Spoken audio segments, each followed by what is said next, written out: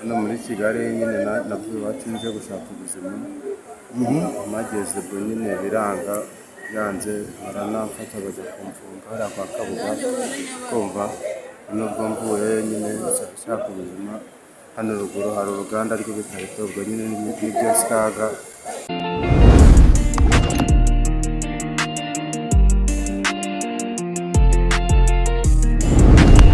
Jide hano muri Kigali ukoramo iki? Hano muri Kigali nyine navuye iwacu nje gushaka ubuzima mageze ubwo nyine biranga yanze baranamfata bajya kumfunga hariya kwa Kabuga kumva nubwo mvuye nyine nshaka ubuzima hano ruguru hari uruganda rw'ibikarito ubwo nyine n'ibyo Skaga nabona nk'ibyo bibiri nkarangura nk'agaferi nyine nkarebaho ko nabona nk'icyo gihumbi nta kibona nyine nkakora mikora nyine. Uvuze ko uvuye iwanyu ukaza gushaka ubuzima muri Kigali. Ese ubwo buzima waje gushaka muri Kigali waje kububona cyangwa se byaranze? Byaranze. Aha, waturutse mu kahe karere? Karere ka Nyamagabe, umurenge wa Mbazi. Karere ka Nyamagabe, umurenge wa Mbazi. Aha, hashize igihe kingana iki uvuye Nyamagabe? Amezi kubera nabanje kuba Ikibumbe Bugesera nyine ubwo rero Bugesera nahabaye nk'umwaka. Ubu ngubu yenda ukwezi ko kurarangiye Kigali. Ufite umuryango Nyamagabe? Barahari bose bari. Ufite umugore n'abana. Uvuze ko wageze inaha ukaza gufungwa, wafunzwe igihe kingana iki, wafungirwaga iki? Ni ukwezi nyine mu nzererezi. Nzererezi? Mu kwabo. Ese ubona ubuzima bw'inaha n'ubuzima bwa Nyamagabe ari ubuhe buzima bwiza wigeze ubona? Nyine yenda ubw'inaha sibyo yenda ku muntu waba ufite amafaranga ntabwo yabura ikintu akora. Ndavuga kuri wowe apana ku muntu ufite amafaranga. Ubuzima nyine byose kimwe. Bwose ari ubuzima bwo muri Kigali n'ubuzima bwa Nyamagabe byose ni kimwe. Ariko bajya bavuga ngo ugeze i Kigali ngo nibwo habonera ubuzima bwiza, ariko wowe uvuze ko byanze.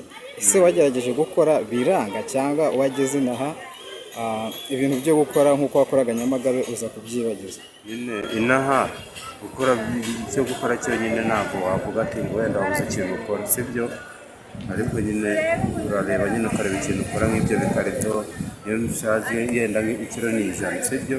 Ikiro cy'amakarito ni 100 iyo twaze nk'ibiro 20 ubu ni 200. Ubu muri bibiri nkavuga ati ngiye kuranguramo akanuza agapisi k'itabi ko karangurwa icyarindwi ubwo nize turwasoma n'abakoyeho ntacuruza yenda nka tubiri nkavuga ati igihumbi ndakiririye andi nzagenda nyumva gakereje, ariko ubwo nyine mbashije kuba nenda andi yisumbuyeho hejuru nenda narangura ibindi nyine byegeye hejuru akomeza ubuzima. Dukomereje aho wari ugeze uvuze ko ukora akazi ko gusyaga ibikarito kandi ibikarito ni bimwe mu bintu bidapfa gupimika byihuse. Ubwo ibiro 20 ubasha kubigeraho mu gihe kingana iki?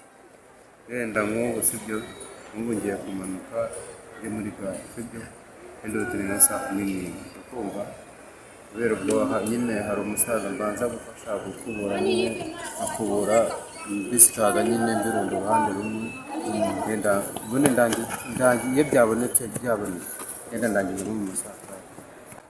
Ese ubashe kubona amafaranga agutunga n'amafaranga yo kohereza umuryango wawe Nyamagabe? Ariko ubona ubuzima ubayemo hano muri Kigali bugushimishije nta kibazo?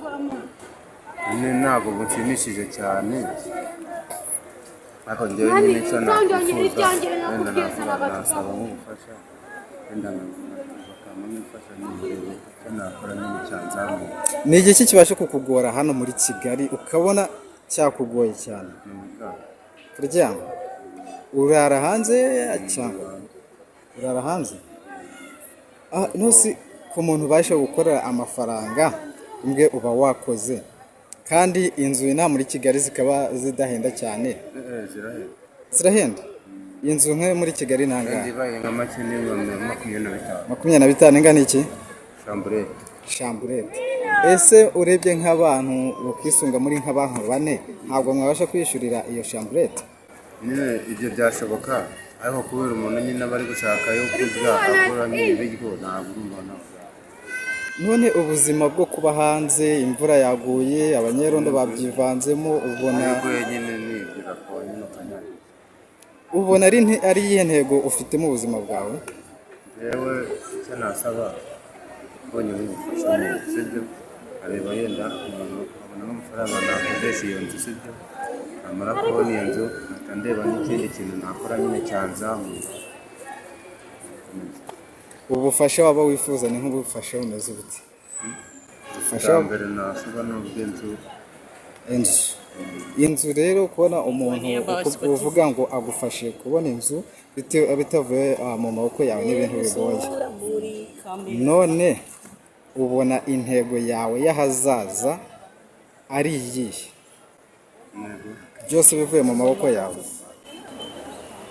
nyine nzashakisha amafaranga ndabona nzakodesha nyamara gukodesha nyine nshakisha uvuze ko ufite umuryango Nyamagabe siko wabwiye ese uwo muryango ubasha kubonera byibura bimwe mu by'ingenzi umuryango ukenera harimo nka mituweli ibyo kurya abana bariga nta kibazo mituweli iwacu barayinangira kubera nta cyiciro ndasaba n'umugore aba iwanyu cyangwa aba mu nzu yawe abikarongi mu rugo rw'ababyeyi cyangwa mu nzu yawe iwabo ubwo ni ukuvuga ngo madamu wawe aba iwabo nawe sayizi ubarizwa iwanyu aha ukimara kugera muri Kigali rero ukabona ubuzima buranze ni iyihe nama wagira nk'abantu bumva bava mu ntara iyo ngiyo bakaza kuba muri Kigali ariko nta kintu cyo gukora bafite ni iyihe nama wabagira ugereranyije n'urugendo rw'ubuzima bwawe inama nabagira ni uko baba baretse kuza babyihorera ni uko baba baretse kuza bakabyihorera